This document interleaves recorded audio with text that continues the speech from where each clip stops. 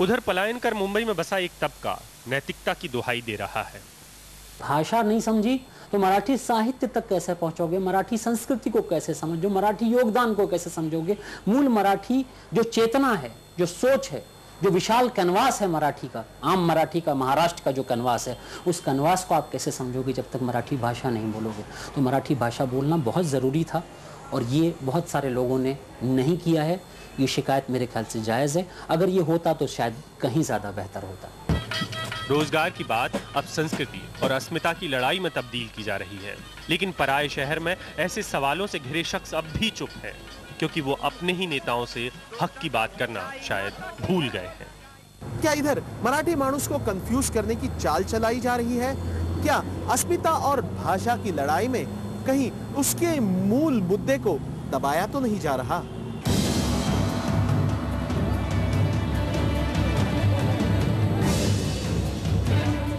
क्या ये मराठी और मुंबई की पहचान थी? टीवी ने जो कुछ दिखाया उसमें सिर्फ चंद लोग, चंद कार्यकर्ता थे। दहशत थी, लेकिन जो दिखा उससे लगा कि पूरा शहर एक दूसरे का दुश्मन हो गया है। लेकिन जो नहीं दिखा वो था ये चौक, जिसे हुतात्मा चौक कहा जाता है। संयुक्त महाराष्ट्र के लिए आंदोलन खड़ा करने वालों में तेलुगु भाषी भी थे।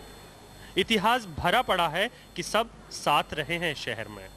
शिवाजी के राज में हर एक जाति के लोग थे, मगर पहल जो मराठी में ये कह रहा हूं कि जो महार थे, मराठी में कह रहा हूं जो मांग थे, मराठी में कह रहा हूं जो चमार थे, चांभार जिसे कहते, ये लोग ज्यादा तादाद में थे। और इन लोगों को जातीय वर्ण के नाम से नहीं पुकारा गया।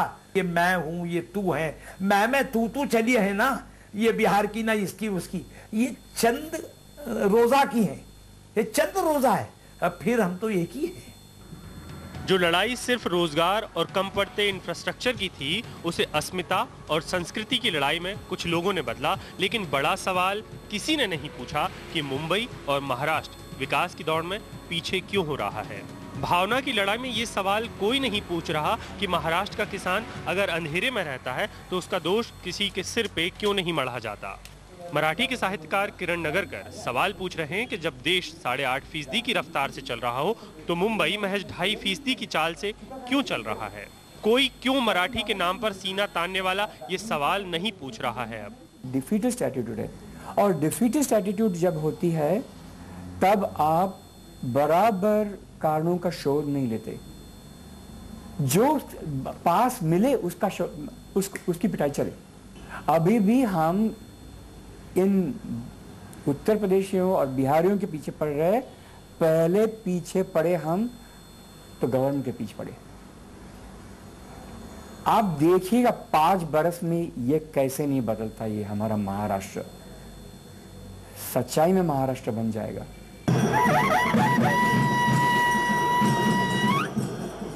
तो क्या मराठी हार रहा है? तो क्या उसके बड़े नेता सवालों से ध्यान हटाने के लिए उसे अस्मिता और संस्कृति जैसे पाठ पढ़ा रहे हैं? क्या उसके गुस्से की वजह सिर्फ आर्थिक है, जिसे भाषाई जामा पहना दिया गया? मुंबई में भी अब एक तबका खड़ा हुआ है जो कह रहा है कि गड़बड़ी मीडिया ने भी की है। कुछ पार्टियों की विचारधारा को मराठियों की विचारधारा समझने की गलती की जा रही है। हर एक समाज जो अपनी रोजगारों की संधियां हैं वो जब जाती हैं तो हर एक समाज अपने आप को काफ़ी इन्फीरियर महसूस करता है। ये आपको महाराष्ट्र में दिखेगा, ये बंगाल में दिखेगा, आसाम में दिखेगा। इसका मतलब ये नहीं कि ये खाली महाराष्ट्र की प्रतिक्रिया है। मुंबई के कारखाने और मिल अब बंद हैं। यहाँ मराठी और यूपी बिहार का मजदूर एक साथ पसीना बहाता था, लेकिन जब मिल और कारखाने नहीं हैं तो हाथ को काम कहाँ से आए। विट्ठल उमप को अब डर लग रहा है कि रोजगार की लड़ाई में कहीं मजदूर के खिलाफ खड़ा न हो जाए। माणसाला माणूस खातर लुटतं आणि लुटलं जातं। 30 लाख लोक एका जागी राहती, भडकून उठती आधी मधी, दंगेखोर होऊन कधी आपसामध्ये करून गर्दी मुडदे पाडती। नारी ग हे जीर जीर हे जी